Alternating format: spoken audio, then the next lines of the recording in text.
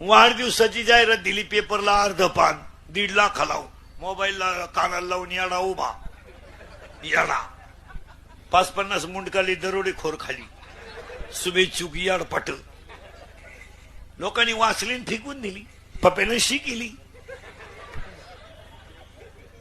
पप्प्याच्या आईनं त्याच कागदानं पप्प्या साफ केला. मग पप्प्याची शी केवढ्याची? 1.5 लाखाची. मागील जन्माचे भोग भोगून संपवण्यासाठी आपल्याला जन्माला यावंच लागतं. यावर आपलं मत काय? यावं लागतं. प्रश्न मिटला बरं का, पुन्हा डोकं लावायचं नाही.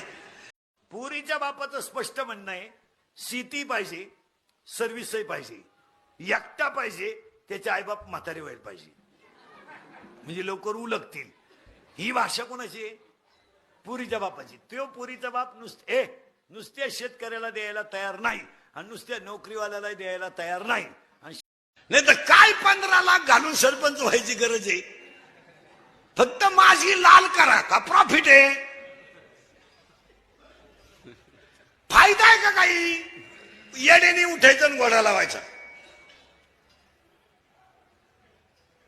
फक्त का झक मारली आपण? मला माना. मग आता हे 1.5 महिना भांडण चाललं होतं, त्याच्यासाठी होतं. या भांडणात का? शंकराची मिनी बायको होते, ते काय रडलं बिडलं नाही, टीव्हीला पट्टी बिट्टी दिली नाही, काय नाही, शोकसभा नाही, काय नाही. पठ्ठ्याला भजनच सुरू केलं रामाचं. कारण पठ्ठ्या भजन कोणचं करतो? शंकर. कोणाचं भजन करतो? रामाचं. आणि रावण कोणचं भजन करतो? शंकराचं. गडी भजनात गुतल्यामुळे माणसं मारायची बंद झाली. हा गुतला भजनात, वर माणसंच जाईना. वरची मंडळीने मिटिंग घेतली, खालून माणसं वर काय येईल.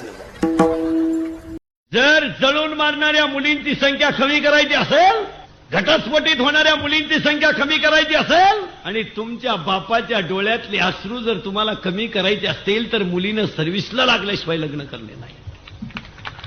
आपल्याला 6,000 पगार आहे ना, आपण छोट्याच फ्रीजचा विचार करायचा. आला फ्रेश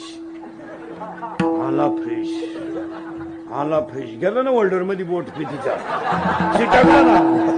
80% ग्रामपंचायत सदस्यांना ऑनलाईन फॉर्म भरता येत नाही.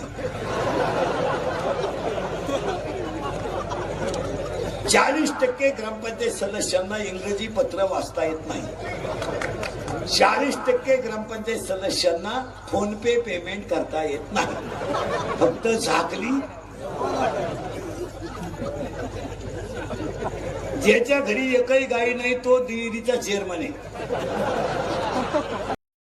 बरं, कोणी पांढरी केस काळी केल्यावर त्याला मेसेज आलाय, आय लव्ह यू, आलाय कधी? मग कशाला झक मारी तो?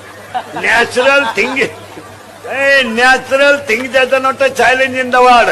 देवाने निर्माण केलेल्या गोष्टीवर माणसानं अतिक्रमण करायचं नाही. तुम्हाला मला आयुष्यामध्ये फक्त 3 माणसापासून धोका आहे. 1 मित्र, 2 भाऊबंद आणि 3 पाहुणे रावळे. आपल्याला प्यायला कोणी शिकवली? मित्रानं. क्वार्टर तोंडाला लावली कोणी? आपल्या मित्रानं. आपल्याला त्रास दिला कोणी? भाऊबंदांनी. आणि आपण मूर्ख याचा प्रचार केला कोणी? नातेवाईक. गाडी घेणं, बंगला बांधणं. काही बाया तर म्हणत्या, आमच्या तो लहान आहे ना, तो लहान दिखतो त्याच्या आजासारखा आहे. बावळ्याचा बाजार सगळा. हा, जेवढे त्याच्या आजात गुण होते ना, तेवढे त्याचे. मला तर असं वाटतं बाई, कधी असं वाटतं बाई, नक्की पप्याचा बाप आजा परत आला. आता तो फाशी घेऊन मिळाला तो का?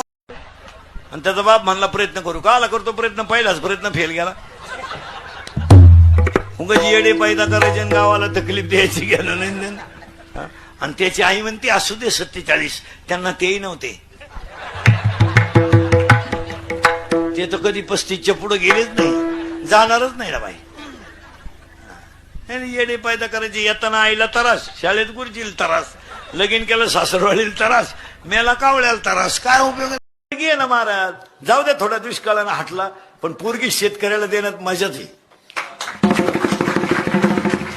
फक्त तो पर्यंत निर्व्यसनी पाहिजे बस. तो पर्यंत जर 2 एकर जमीन असेल, जर निर्व्यसनी असेल ना, बंगला 4 चाकी वापरू शकतो. फक्त ते बेवडं नसलं पाहिजे.